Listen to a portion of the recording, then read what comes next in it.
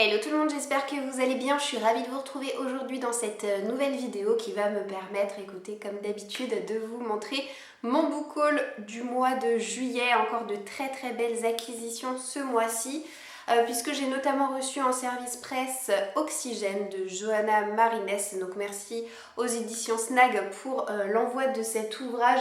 Alors la plume de Johanna Marines, je ne la connais pas encore, mais j'ai très envie de la découvrir. C'est pas le premier de ses romans à avoir été publié, mais en tout cas c'est le premier de ses romans à avoir été écrit par l'auteur. Voilà, c'est son tout premier ouvrage.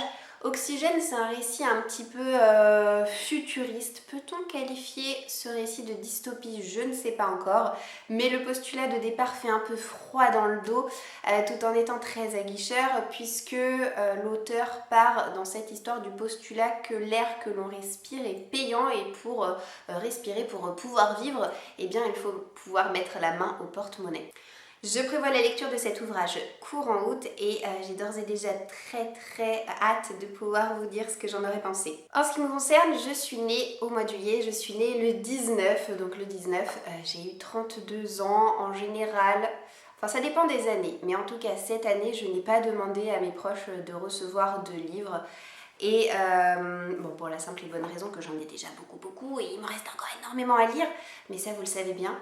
Et par contre, j'avais très envie de m'en offrir un moi-même, un livre qui me tenait à cœur, qui a été très longtemps, pendant de longs mois, indisponible. On ne le trouvait mais nulle part parce que le tirage était épuisé, et je guettais avec grande impatience la réimpression du dit ouvrage.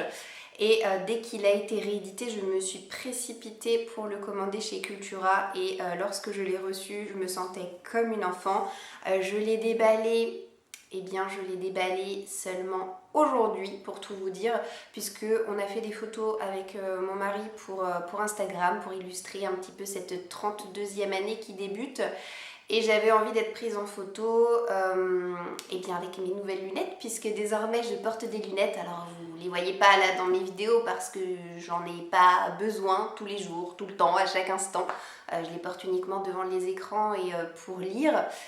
Et du coup, j'ai demandé à mon mari de me prendre en photo sur mon fauteuil avec mes lunettes et ce nouvel ouvrage, et j'arrête de faire monter le suspense pour rien. Il s'agit de Harry Potter à l'école des sorciers, cette sublime version dont le tome 2 va d'ailleurs sortir, je crois, en fin d'année. Il est magnifique, voilà, il est absolument magnifique. Il a été imaginé par les studios Minalima. Ce sont les studios à qui on doit une bonne partie de la réalisation des films. Donc il y a énormément d'animation dans ce livre, avec des pop-up, des fenêtres, plein de petites choses qui sortent absolument de l'ordinaire.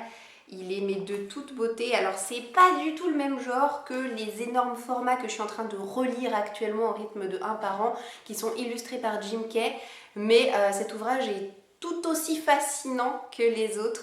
Et en bonne collectionneuse, alors je suis pas une collectionneuse assidue, je suis pas là à sauter sur la moindre édition de Harry Potter qui fait surface, mais en tout cas celle-ci, je me refusais de passer à côté. C'est pour ça que je me la suis offerte pour mon anniversaire, et c'est pour ça aussi que j'ai laissé le temps avant de déballer ce livre pour pouvoir le savourer comme ça à sa juste valeur.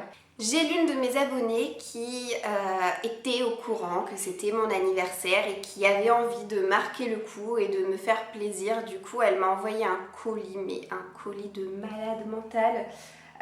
Et franchement, elle a visé juste. Elle m'a fait tellement plaisir, je n'en revenais pas. J'étais comme une gamine en ouvrant son colis. Je lui ai fait une petite vidéo en même temps que j'ouvrais le colis, afin qu'elle puisse un petit peu voir mes réactions.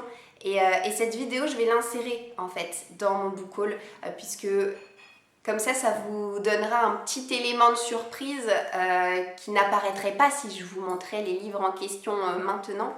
Mais je suis tellement contente, tellement contente. Alors, voilà la bête, un énorme carton. Et je ne sais mais absolument pas ce que tu m'as pris, j'en ai pas la moindre idée. Et ils sont super bien emballés. Qu'est-ce que c'est que ça? Qu'est-ce que c'est que ça? Oh my god! Mais je me rappelais même pas qu'il était dans ma wishlist. C'est Nevernight. Et en français. Alors moi en fait, j'ai lu le premier tome en anglais. Mais c'était quand même assez compliqué. Même si je l'ai marathonné parce que je l'ai adoré, mais c'était quand même assez compliqué à comprendre. Du coup, je suis super contente de l'avoir en français. Il faudra que je m'achète le premier tome en français aussi. Mais je vais avoir la suite et du coup, je suis très contente. Après, qu'est-ce que j'attrape? Oh, bah super. Alors là, tu fais clairement une heureuse. J'aime tellement cette série. Merci Thompson de Patricia Briggs. Je suis pas tout à fait à jour. Je crois qu'il me reste le tome 11 à lire dans ma pile à lire. Et là, c'est le tome 12 qui est sorti, je crois qu'il y a quelques mois, en français. Et je suis vraiment une fidèle parmi les fidèles. J'aime tellement cette série d'Urban Fantasy. Et le dernier livre, oh là là, là aussi c'est une grosse brique. Alors, qu'est-ce que c'est? Un Charleston. Oh mon Dieu, oui, je suis trop contente. Je pensais pas me l'acheter de sitôt. Parce que j'ai lu le tome 2 il y a pas longtemps, mais oh là là, quel bonheur! Oh, mille merci! Le Martha Hall Kelly, donc le tournesol suit toujours la lumière du soleil. Et il est beaucoup plus gros que les deux précédents, la vache! Oh là là là là! Elle a vraiment super bien visé, donc bon. Les livres, je vous les montre maintenant, de toute façon vous les aurez vus dans la petite séquence précédente de déballage. Mais encore une fois, mille merci quoi. Je suis trop heureuse. Alors, il me reste à vous montrer ma commande mensuelle. J'aime bien le « il me reste », en fait, il y a encore beaucoup de livres à vous montrer. Je me suis pris un manga comme tous les mois. Je lis combien de mangas par mois? Je lis 2 mangas par mois et j'en achète un tous les mois, voilà.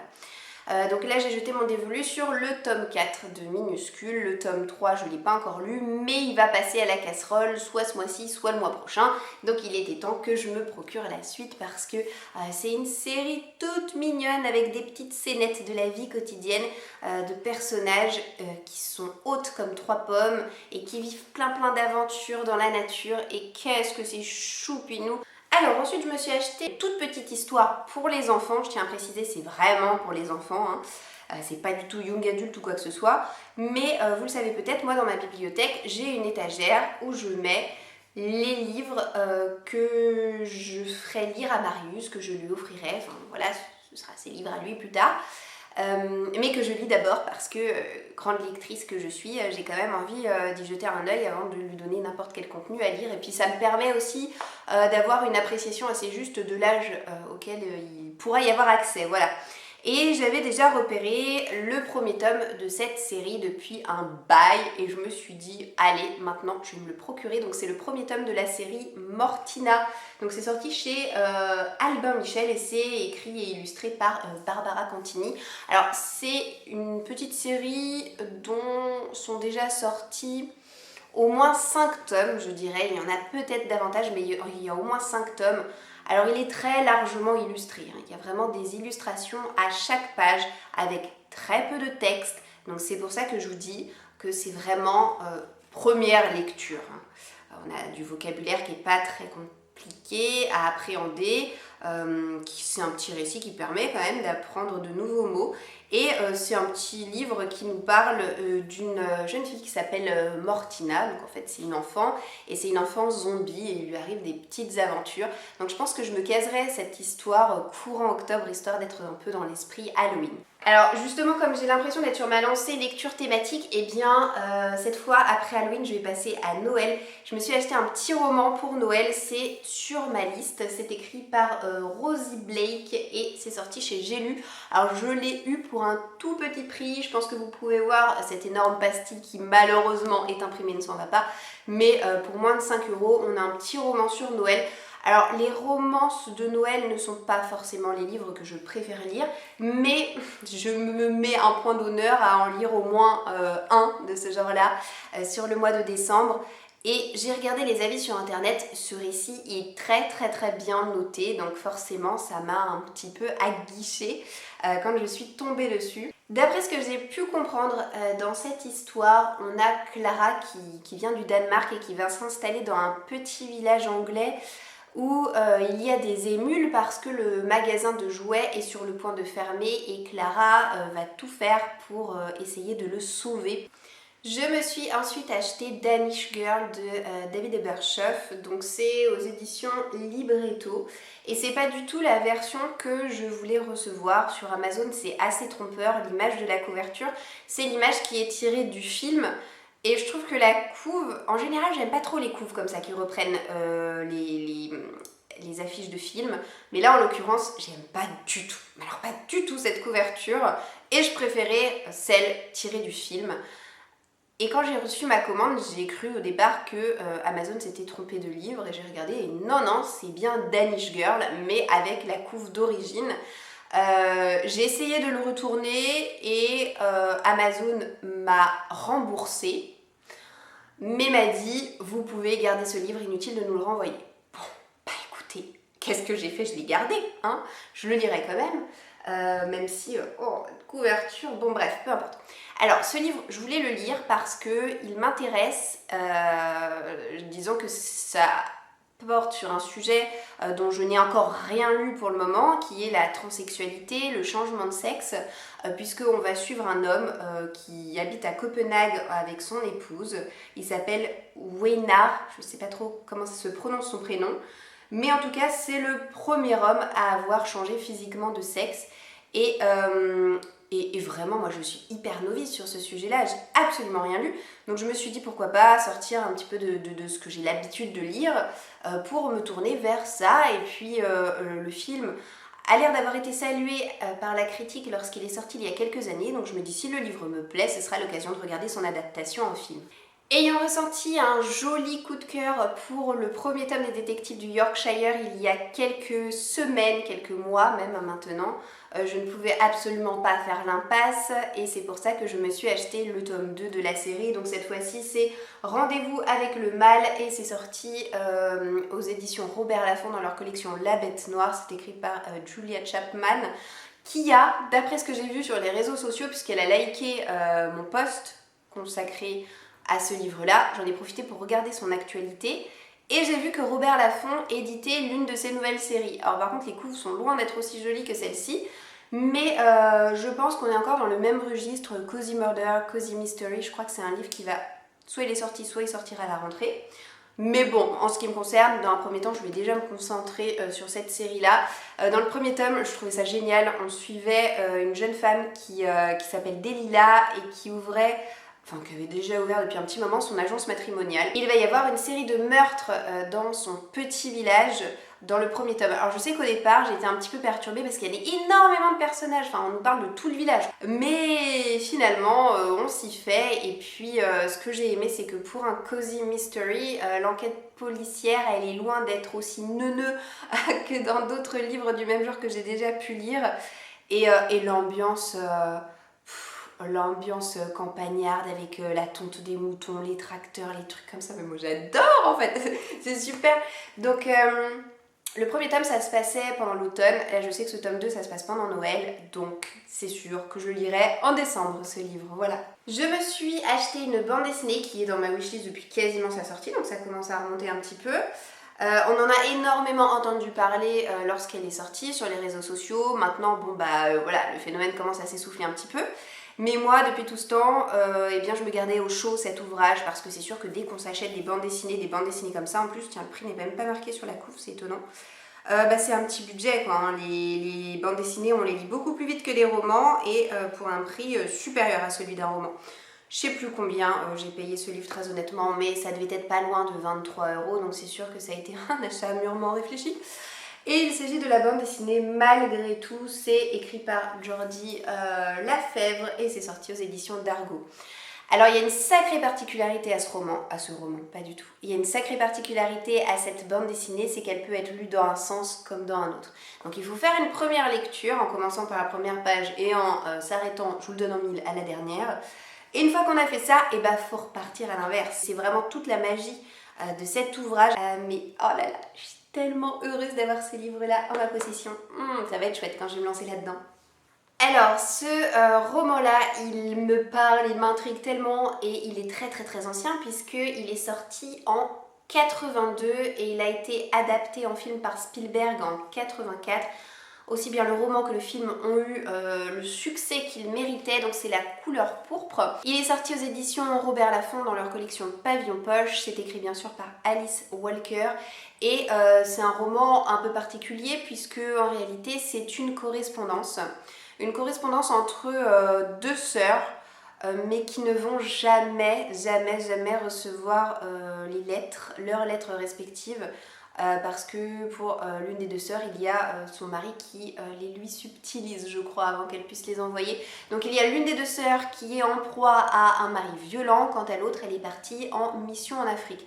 Donc c'est un roman qui va nous parler du racisme, de l'esclavage, de ce genre de thématiques-là. Et en dépit du fait que je déteste profondément la couverture de ce livre, et bien c'est un petit peu comme pour Danish Girl, j'ai envie de passer outre ces a priori qui sont finalement que esthétiques pour donner sa chance à ce livre qui a eu tellement de succès et je pense que je vais tomber sur une jolie petite pépite. Et finalement, le dernier roman que je me suis acheté, ça a l'air d'être le roman le plus sombre de toute cette sélection que je vous montre. Il est sorti aux éditions Gallmeister dans leur collection Totem, c'est My Absolute Darling de Gabriel Talent. Et il a reçu pas moins de 6 prix. Donc on va nous dépeindre le quotidien d'une gamine de 14 ans qui s'appelle Turtle, oui, tortue en anglais, et qui se balade dans la forêt avec un fusil et un couteau, voilà. Et donc on va apprendre au fur et à mesure qu'elle est sous l'emprise d'un père abusif, d'un père violent, j'imagine, je suis pas sûre, mais j'imagine qu'on nous parle d'inceste dans ce livre. Et que c'est un livre qui donne froid dans le dos et qui donne un petit peu envie de vomir sur les bords quand même. Ça m'étonnerait pas. Quoi qu'il en soit, la jeune Turtle va rencontrer un lycéen très très sympathique qui s'appelle Jacob et qui va un peu la tirer vers le haut et lui montrer qu'elle peut très bien s'en sortir sans son père et qui va faire en sorte qu'elle quitte son emprise abusive. Voilà. Alors ça c'est le genre de livre dont je vais réfléchir à 2 fois avant de me lancer dedans bille en tête parce que à mon avis il faut choisir la bonne période pour le lire. Et du coup c'était le dernier roman que j'avais à vous montrer dans ce book haul. J'espère qu'il vous aura plu, j'espère que comme d'habitude vous aurez pris des notes et que vous aurez peut-être ajouté certains titres à vos wishlists respectives. N'hésitez pas à me dire en commentaire si vous avez lu certains des ouvrages que je vous ai montrés. Et sur ce, je vais vous laisser. Je vous souhaite d'ores et déjà de passer une excellente journée et je vous dis à bientôt dans une prochaine vidéo. Ciao, ciao!